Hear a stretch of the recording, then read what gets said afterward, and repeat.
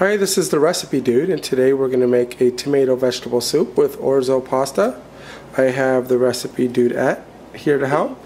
We're going to start off by preheating the pan or pot to about medium high. Add a couple glugs of olive oil, the organic stuff if you got it. I'm going to get to chopping some of this and I'll get back to you. Alright, so the first thing I put in after the olive oil gets hot is a little pepper, and I let it sit for a second, and then I add about a cup of onions chopped and a cup of celery chopped, and stir that to make sure, this is my favorite soup spoon, stir it to make sure it doesn't burn every couple minutes. Let that saute for a second. After the onions and celery have started getting a little color, what you want to do is you want to add some chopped bell pepper. About one medium bell pepper will do. If you want more, go for it. And I put 2 cloves of garlic in. And Dudette, or Recipe Dudette, is adding that to it right now. And same thing, give it a couple minutes, stir it in, and then we're going to add some carrots. So the bell pepper and the garlic have sauteed for a couple minutes now. Now Recipe Dudette is going to add about a cup of chopped parsnip, about a cup of chopped turnips, and that's about a small one, small to medium one, and a few carrots all chopped up. Dump that in and give that a stir. Next we're going to add a can of tomatoes and let that cook for a little while longer, and then we'll add some. Still cooking away, so the next step after about 3 or 4 minutes of the carrot mixture is we're going to add 1 can of diced tomatoes. I always like to try and use organic if possible. Good job. And then 2 containers, 32 ounce of chicken stock. So this is not a vegetarian soup, it's just a vegetable soup. Here, I'll start this one just to make this one go a little faster. Yeah, someone dripped on me. Squeeze it, do that. Squeeze it. And then we're going to want this to come to a boil after this, so can you turn it up to high, do that? This one right here. All the way till it clicks.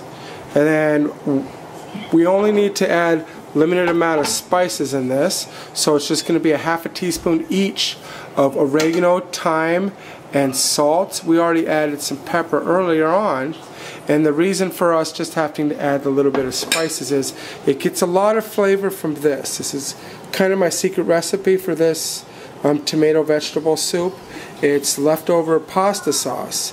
Whenever you just need a little bit of the jar, instead of it going bad, we like to freeze it so if we need it for something else, then we could thaw it later.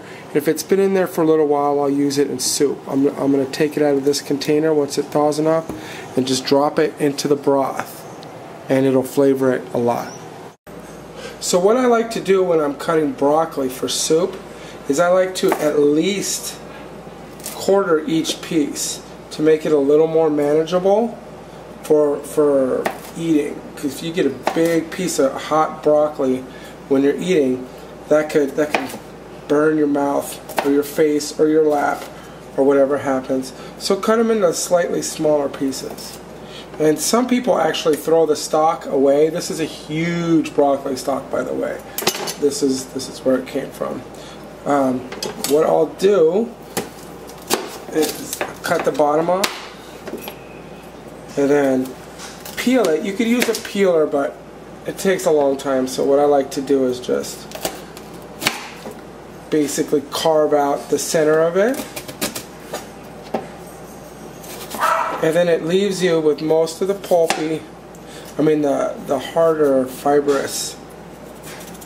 Never cut towards yourself like that, it's dangerous. So all the fibrous stuff is off, and it leaves you with a nice, sweet, I think this is actually the best part of the broccoli. And then, especially in soups, you dice that up, bite-sized pieces, add it to the bowl. Now I'm not going to add the broccoli until the last about 7 minutes. That way it'll still keep some texture and be nice and fresh.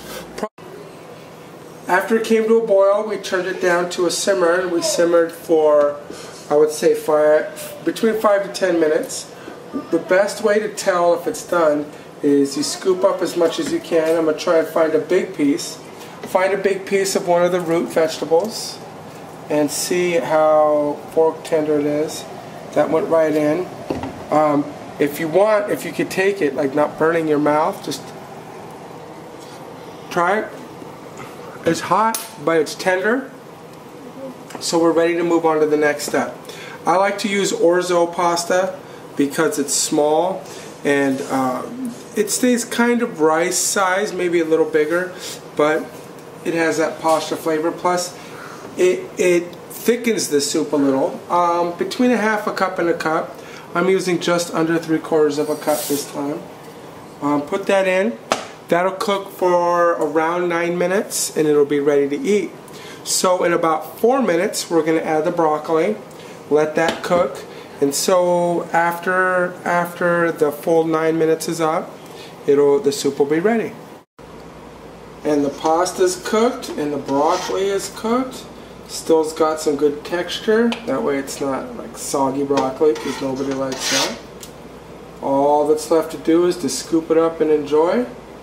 Make sure you get a good amount of broth in there. Now if you're lucky enough to have a recipe mama at home who likes to cook bread, enjoy it with some fresh baked bread. Or I like to add a little bit of Parmesan. Adds a little more salty flavor, a little nutty flavor to it. Enjoy!